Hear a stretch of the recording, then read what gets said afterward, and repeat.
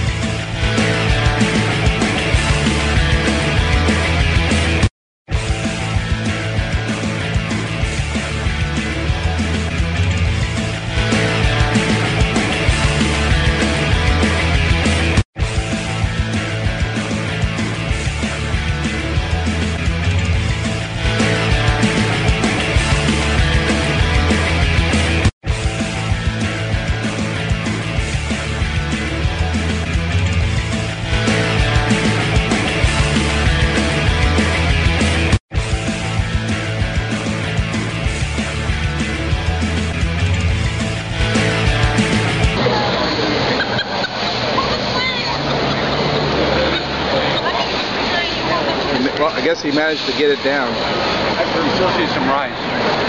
Yeah, but he probably still trying to swallow that piece of pork. Hi, this is David checking in. We just ate at the Spice Kit? Yes. Spice Kit. I think that's short for Spice Kitchen. And it was pretty good. We got in to register for the event and found out that we weren't RSVP'd for the two tastings or the lunch. We only I never got a confirmation for anything, so I assumed we were in there for everything. Because there was a lot of people that were late for the Prosecco, we were able to get in on the Prosecco tasting. And then we kind of muscled our way into the Tuscany tasting too, and but they were very accommodating. They for the people that didn't get tables, they still got the wines in the back of the room at the bar. So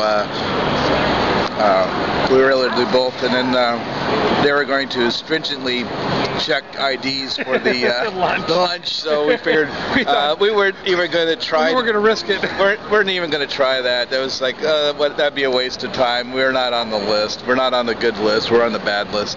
So we took an exit out the back door and headed for a restaurant that Urban Spoon came up with, which was a lot that was being jackhammered at the time. So we thought, well, okay, we can't. Obviously, that place no longer exists. So we ended up down here where I'm sure John was expecting we were going to eat anyways. Next to Pete's Coffee, it's at the Spice Kit. John, and you have any? You got your mouth full? What? Well, I think I had it on. What? My tongue is on fire. Oh, some sriracha? I'm starting to sweat. Okay. Let's see. Those are my mouth was on fire, but I went and got some water, so I doused it. And I don't know why it's so close. The morning session was fabulous. I'm not a huge sparkling wine fan, but I enjoyed the wines we tasted this morning. The wines from Tuscany were fabulous. They really were all Sangiovese. Some were 100% Zin, some were not. We learned a little bit about the different regions of Italy and where these wines come from, the different salt that makes up the different wines. We tasted some as old as 93, 94, and some as recently as 2008. And they're aging quite nicely. As was asked, how long would we lay some of these down? It was really kind of dependent upon your palate. Some a few years, some longer. We being of the Han and Mayer lineage, probably more sooner than later. I'd like to lay mine down. Okay. But what a great experience. And I can't underestimate what David said in terms of how accommodating they were.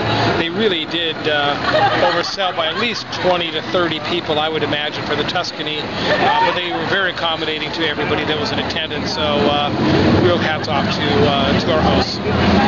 So, and we weren't the only ones in this problem with the people assuming that they were registered. There was a good 20 people, I would say, that came up and they were told the same thing. So it wasn't just us. Whoever was doing the event as far as the RSVP, and I think it was the girl at the table, the blonde, really sucked. Should have sent confirmations that we were in for the tasting only. We wouldn't have come here this early. Right. But as it turns out, we got in anyway, so we just didn't get into the lunch.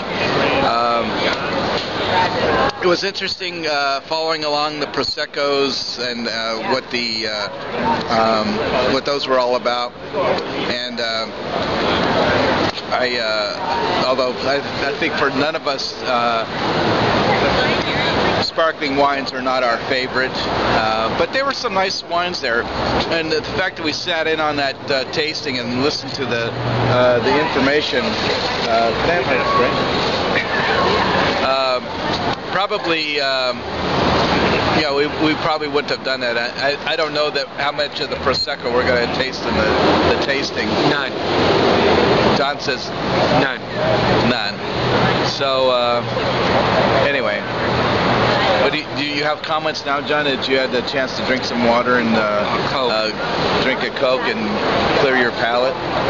Yeah, I love the Brunello, which is made from the Sangiovese clone called Brunello. I thought the aromatics and the mouthfeel was just absolutely delicious. I'm looking forward to tasting 150 producers upstairs. 104. And each one will have about 4 or 5 wines, so you might get a hotel room. Who knows? Wonderful wines. I get the middle. You always get the middle. You're the rose between two thorns. But anyway, I love the Sangiovese grape. I just love it. Thank you very much. Cheers. I'm having a nice limeade. 2012. Yeah. And